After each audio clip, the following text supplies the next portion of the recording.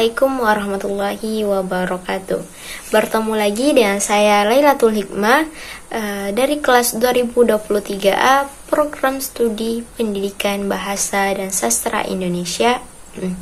Nah, baik, pada kesempatan kali ini saya akan membahas atau menjelaskan tentang teori sosiologi sastra dan juga sosiologi sastra pada cerpen karya Eka Kurniawan.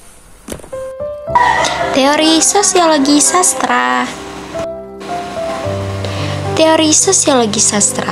Sosiologi terbagi menjadi dua kata, yaitu sosio dan juga logi.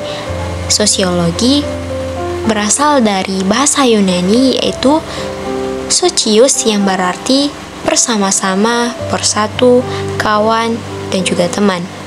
Dan logi dari bahasa Yunani, yaitu logos, yang berarti sabda dan juga perumpamaan. Perkembangan tersebut mengalami perubahan makna. Sosio atau socius berarti masyarakat. Logi atau logos berarti ilmu mengenai usul dan pertumbuhan masyarakat. Ilmu pengetahuan. Sastra berasal dari kata Sanskerta, berarti mengarahkan, mengajar, memberi petunjuk dan instruksi. Akhiran tra berarti alat, sarana. Jadi sastra berarti kumpulan alat untuk mengajar, buku petunjuk atau pengajaran yang baik. Secara definisi, sosiologi sastra adalah analisis pembicaraan terhadap karya sastra dengan pertimbangan aspek-aspek kemasyarakatan. Selanjutnya ada sosiologi menurut Ratna. Ratna mengatakan sosiologi sastra adalah penelitian terhadap karya sastra dan keterlibatan struktur sosialnya.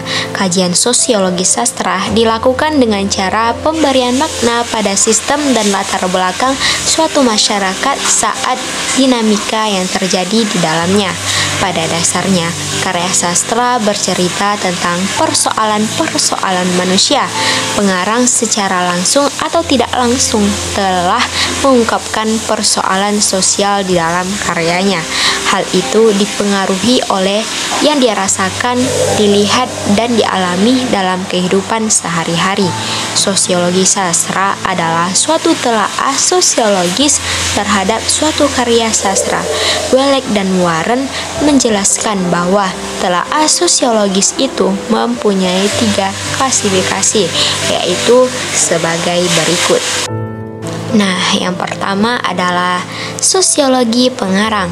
Sosiologi pengarang dapat dimaknai sebagai salah satu kajian sosiologi sastra yang memfokuskan perhatian pada pengarang sebagai pencipta karya sastra. Dalam sosiologi pengarang, pengarang sebagai pencipta karya sastra dianggap merupakan makhluk sosial yang keberadaannya terikat oleh status sosialnya dalam masyarakat, ideologi yang dianut, posisinya dalam masyarakat, juga hubungannya dengan pembaca. Yang kedua ada sosiologi karya sastra tersebut. Sosiologi karya sastra adalah kajian sosiologi sastra yang mengkaji karya sastra dalam hubungannya dengan masalah-masalah sosial yang ada dalam masyarakat. Yang ketiga ada sosiologi pembaca. Sosiologi pembaca mencakup dampak sosiologi suatu karya sastra terhadap masyarakat. Saat menganalisis sosiologi pembaca, pengarang harus mementingkan reaksi dan penerimaan pembaca terhadap karya sastra tersebut, sedangkan karya sastra itu sendiri diabaikan atau menjadi sesuatu yang perifera.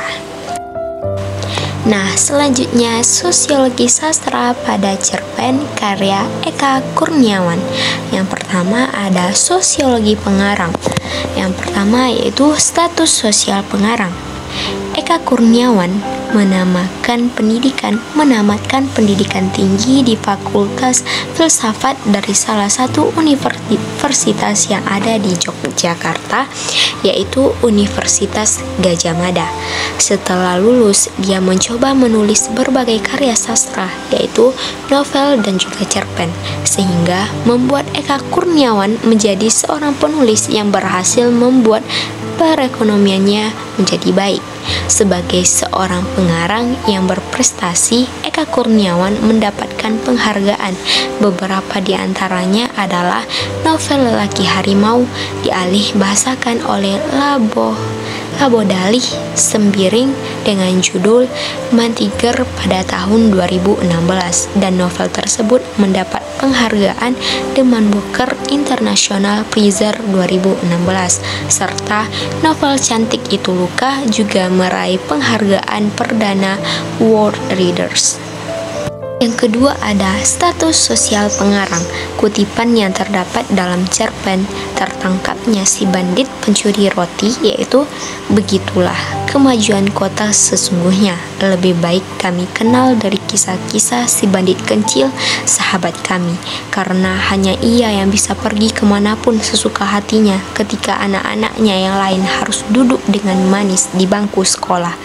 Pada kutipan-kutipan tersebut, bahwa pengarang dengan cerdas memasukkan gagasan-gagasannya serta membantah bahwa ideologi yang ada di masyarakat. Selanjutnya ada posisi pengarang dalam masyarakat.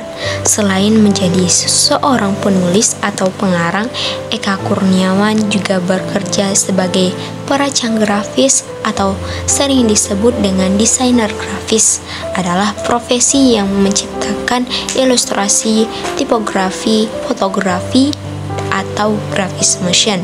Selain itu, seorang desainer grafis dapat menciptakan karya untuk penerbit, media cetak dan elektronik seperti brosur dan mengiklankan suatu produk. Nah, yang kedua ada sosiologi karya sastra. Yang pertama, aspek kebudayaan. Nilai budaya merupakan nilai-nilai yang disepakati dan tertanam dalam suatu masyarakat, lingkup organisasi, lingkungan masyarakat yang mengakar pada suatu kebiasaan, kepercayaan, belief, simbol-simbol dengan karakteristik tertentu yang dapat dibedakan dan lainnya sebagai acuan perilaku dan tanggapan atas apa yang akan menjadi atau sedang terjadi. Budaya yang tergambar dalam cerpen Tertangkapnya Si Bandit Pencuri Roti terdapat pada kutipan sebagai berikut. Ceritanya sendiri sudah lewat beberapa tahun yang lalu, ketika tokoh-tokoh belum sebanyak sekarang dan Pak Polisi masih bersikap ramah terhadap warga kota. Kebudayaan pada kutipan ini menggambarkan bahwa kehidupan masyarakat yang ada di kota tersebut ditandai dengan kebiasaan-kebiasaan yang baru, kemudian kebiasaan itu menjadi sebuah budaya yang hidup. Budaya di sini memiliki dampak yang kurang baik, yaitu yang tidak sesuai dengan norma dan nilai-nilai yang sudah ada. Nah, yang terakhir adalah sosiologi pembaca. Sejak diterbitkan, yaitu pada tahun 2014, kumpulan cerpen ini dari tahun 1999 sampai tahun 2000, cerpen Tertangkapnya Si Bandit Pencuri Roti ini menggambarkan tentang perubahan atau peralihan setelah adanya pembangunan yang ada di kota tersebut. Perubahan tersebut lambat laun mulai menjadikan masyarakat dalam berbudaya menjadi berubah pula. Sistem regulasi yang diterapkan pemerintah menjadi pemicu awal dari perubahan-perubahan yang ada dalam masyarakat tersebut. Masalah-masalah kini mulai bermunculan yang awalnya kota tersebut tentram dan ramah. Hal tersebut yang menjadikan masyarakat tidak lagi menjunjung norma dan nilai-nilai yang sudah ada atau yang sudah ditetapkan. Baiklah, sampai di sini dulu penjelasan saya mengenai teori sosiologi sastra. Sampai jumpa di video selanjutnya. Assalamualaikum warahmatullahi wabarakatuh.